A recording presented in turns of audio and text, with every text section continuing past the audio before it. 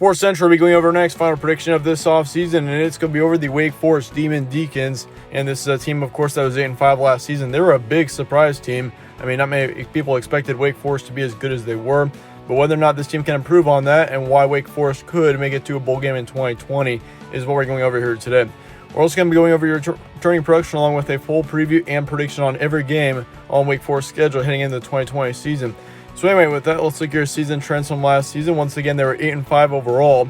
They were 6-1 between September and October, and then 2-4 between November and the postseason. So, yeah, Wake Forest, this is a team that was pretty inconsistent last season. I mean, they started off really well.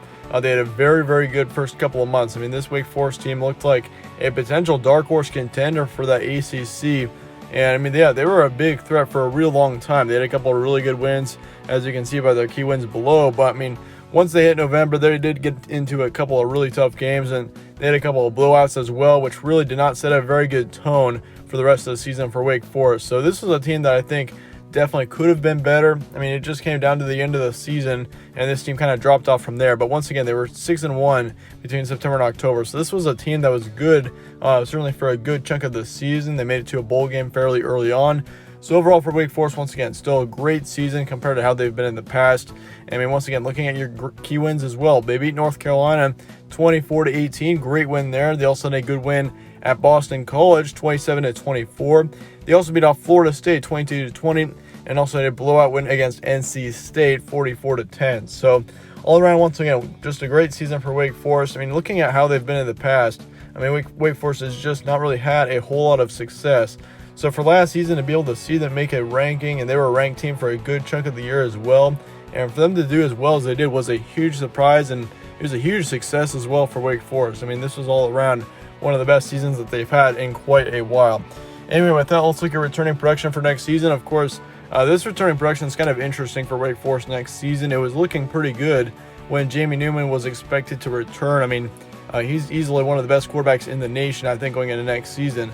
And it turns out he's transferring away to Georgia. So Jamie Newman will no longer be with Wake Forest for next season. And that means Sam Hartman will likely take over the quarterback position like he was the starter a couple of seasons back.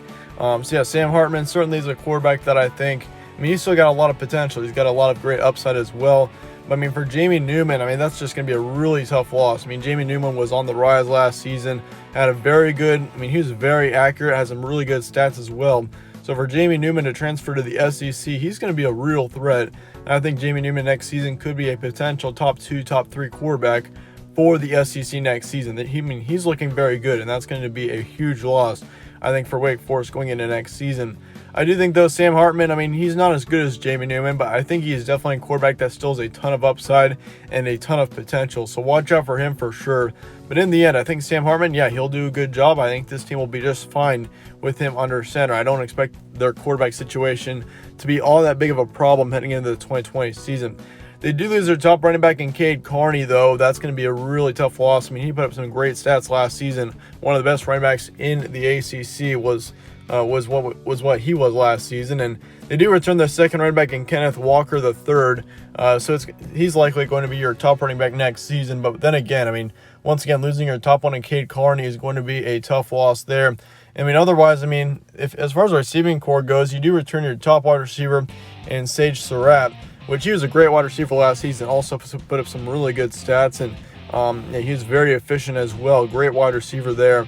However, they do lose their second and third wide receivers in Kendall Hinton and Scotty Washington, which both of those receivers were big parts of this team. And even though they are returning their top receiver in Sage Surratt, they are losing their second and third wide receivers with Hinton and Washington, which does concern me a bit. As far as the offensive line goes, you do lose 3 on there as well. So overall, for Sam Hartman to have to take over at quarterback, it's just kind of a tough season. I mean, especially Jamie Newman. I'm not sure whether he could be able to improve on himself using this offense next season. I mean, this offense is not looking near as good for the 2020 season as they were in 2019. I mean, they don't have Jamie Newman anymore. You also lose your top running back, Cade Carney, along with your second and third wide receivers, along with a good chunk of your offensive line. That's what concerns me about this offense. But this defense looks great for next season. They only lose 2 in the secondary, and that's all they lose. I mean, this secondary is looking very good for next season, and I'd expect their defense to probably be the top contender, one of the best parts of this team in general. I mean, once again, when you're returning basically your entire defensive line, your entire linebacking core, and you're only losing 2 in the secondary, I mean, Wake Forest is looking very good, especially on that defense heading into 2020. Brings up the question, chances of another bowl game in 2020. Once again, this was a big surprise team last season, and Jamie Newman just happened to put up an amazing season and he led Wake Forest to an 8-win season. And I'm not quite sure whether an 8-win season will happen in 2020. Once again, it goes back to that offense. I mean, this offense is looking kind of tough going into next season. You got a couple of really tough losses in there. I think in the end, Wake Forest, they're a great team. I think this is a team that still has a ton of potential and upside. But when you look at when it comes to the end of the day, and you look at this offense and what they're losing and what they're returning, I think for Wake Forest next season, I don't expect them to improve by any means on their 8-5 record that they had last season. But still, I do expect it to be an all-around good season still for Wake Forest. I mean, I wouldn't be surprised a single bit to see this team make it to a possible bowl game. I mean, a bowl game shouldn't be, I mean, it'll be a challenge for this team, I think. But I think in the end, they should be able to do it. No doubt about that. I mean, they've got the potential to make a bowl game easily, in my opinion.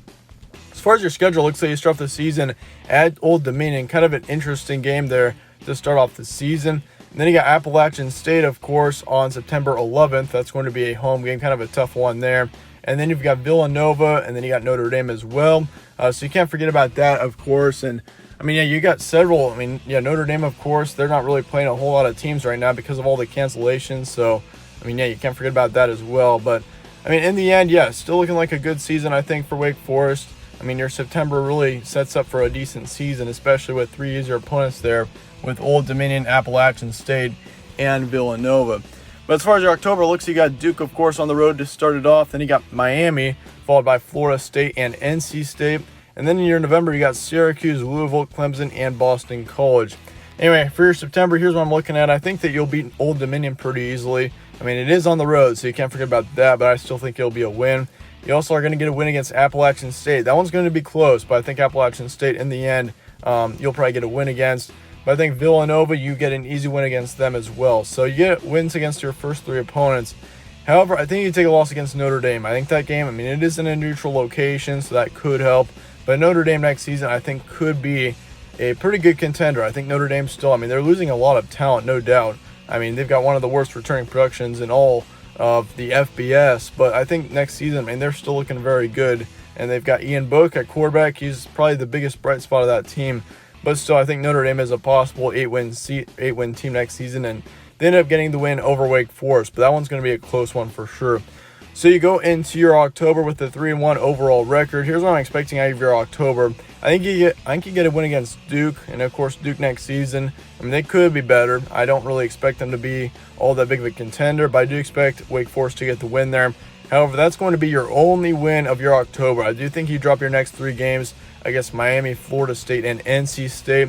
I mean, those 3 games are really tough to predict. You got Miami, of course, after a tough road game at Duke, and it's also going to be on a short week, so you can't forget about that.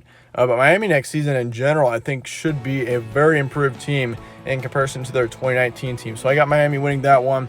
And I also think Florida State and NC State get the win over Wake Forest in those games. I think with both of them being on the road for 1, and for 2, Florida State's looking like I think they could easily be an improved team. I mean, Florida State should be a bowl team next season. And same for NC State. I mean, watch out for them next season as well. So yeah, I think you do lose those 2 games. So you go into your November with a 4-4 record and a 1-3 conference record. And once again, with all the conferences canceling their non-conference games, I just have decided to put up a conference record there just so you guys to follow along in the case that the ACC does decide to cancel the non-conference games. That's what I'm doing from here on out. But anyway, let's look at your November. And of course, I think you'll get a win against Syracuse. I think Syracuse next season, I mean, I'm not a very big fan of them at all. I don't think that they're much of a bowl team. I think they'll probably be one of the worst teams in the ACC, but I do expect Wake Forest to get the win there. However, I do think you drop your next couple of games against Louisville, Clemson, and Boston College. And I mean, I went back and forth on that Boston College game. That one's going to be a huge motivation game for Wake Forest, I think, especially considering you're knocking on the door of bowl eligibility. But who knows how bowl eligibility is even going to work for this 2020 season. I mean, you got to consider we've already seen 2 conferences cancel their non-conference games. So, I mean, who knows? Wake Forest could still make a bowl game with a 5-7 record. Who knows?